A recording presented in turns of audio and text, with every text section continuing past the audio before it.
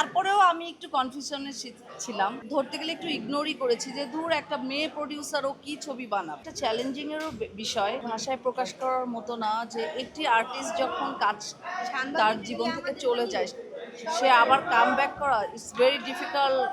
কিন্তু সেখান থেকে আমি বারে বারে ফেরত আসছি। এর আগেও আমি একটি গান করেছি, আইটেম সং, এবং আজকে আমি এই মুভিতে কেন্দ্রীয় চরিত্রে অভিনয় করছি নায়িকা হিসেবে। সো এই ভালো লাগাটার ভাষায় প্রকাশ করার মতো না, যে এটা একটা চ্যালেঞ্জিংয়েরও বিষয়।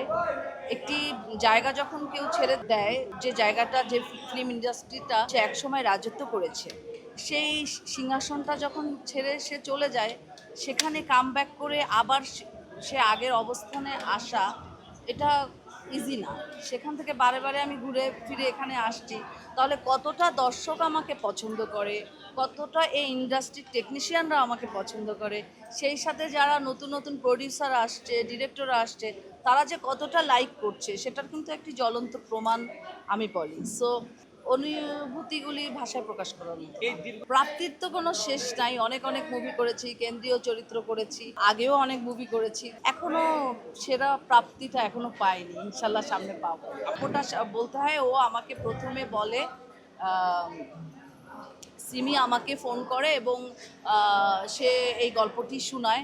তো আমি ধরতে গেলে একটু ইগনোরই করেছি যে দূর একটা মেয়ে প্রডিউসার ও কি ছবি বানাবে, মানে আমার ধারণা ছিল না। তারপরে যা হোক, আমি দেখছি মেয়েটা নাছোড় বান্দা, সে কন্টিনিউ আমাকে কল করছে এবং আমার সাথে সে যোগাযোগ করে যাচ্ছে। দেন সিমির সাথে আবার আমার একটা সেটিং হয়, সেখানেও সে টোটালি তুলে ধরে তার গল্পের সব কিছু।